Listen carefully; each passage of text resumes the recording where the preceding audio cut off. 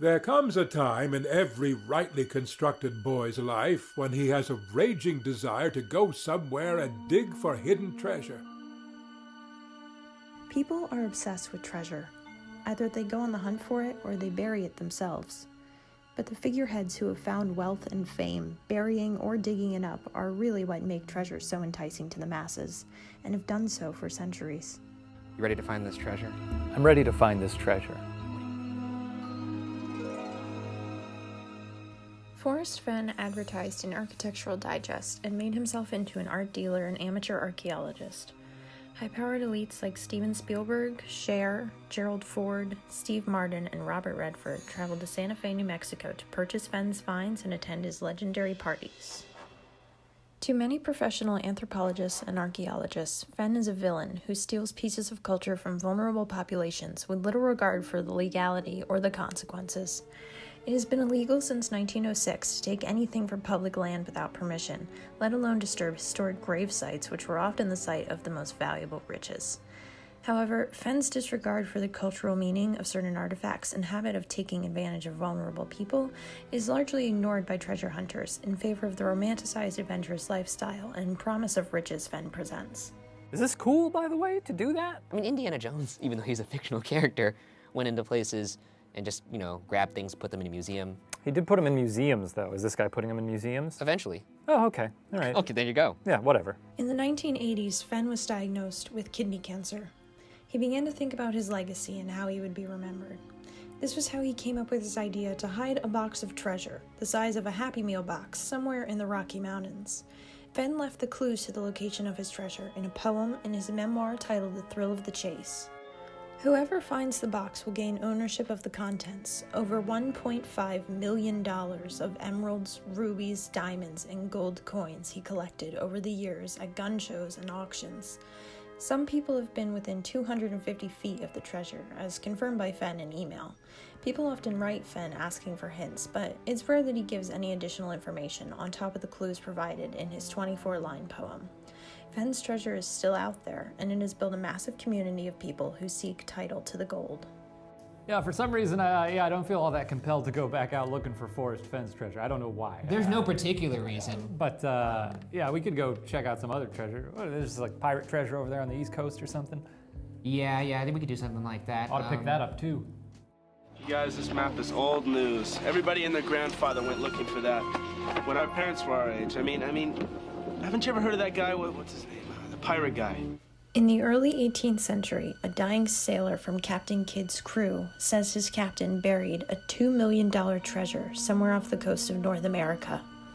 200 bars of gold and Rick's dollars manifold we seized uncontrolled. The treasure has been referenced by Edgar Allan Poe, Washington Irving, and Robert Louis Stevenson in his classic Treasure Island.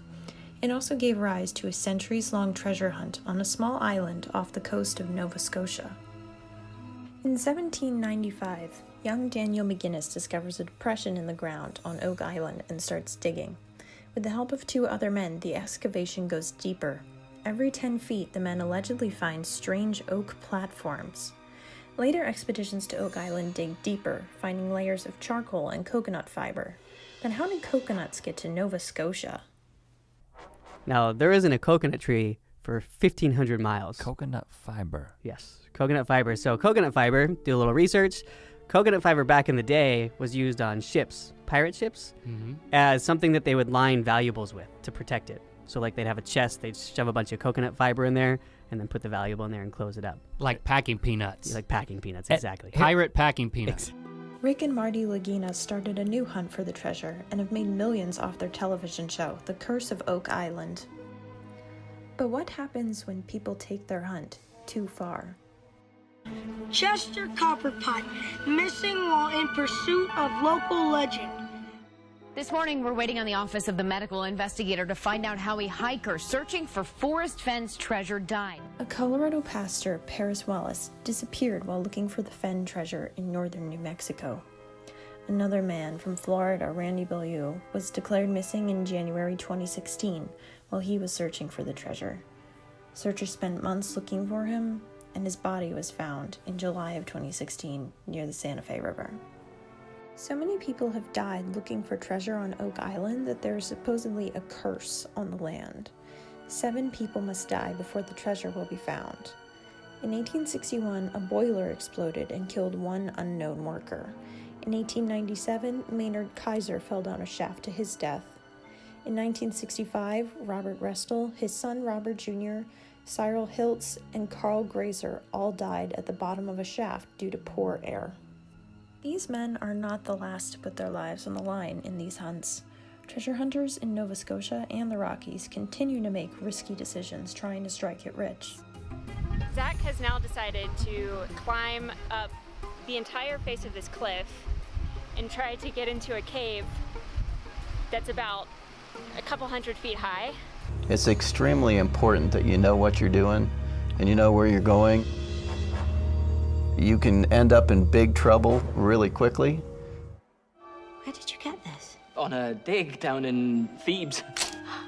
Jonathan, I think you found something.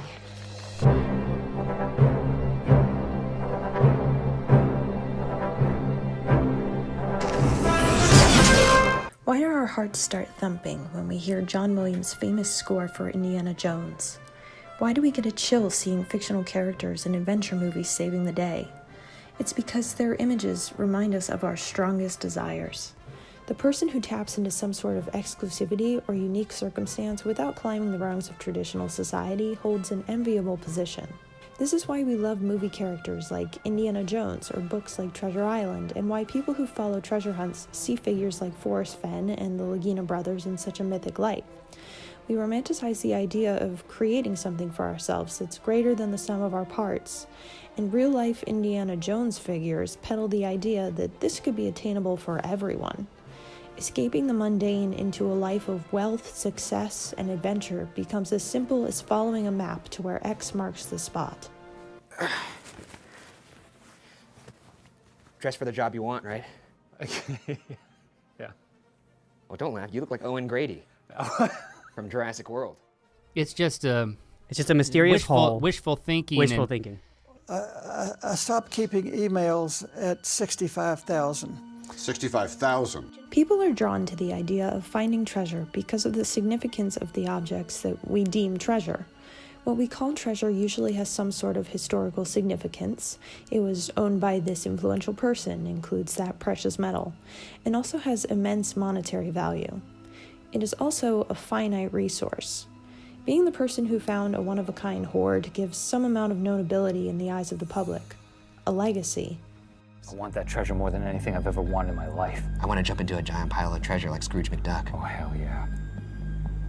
Let's do it.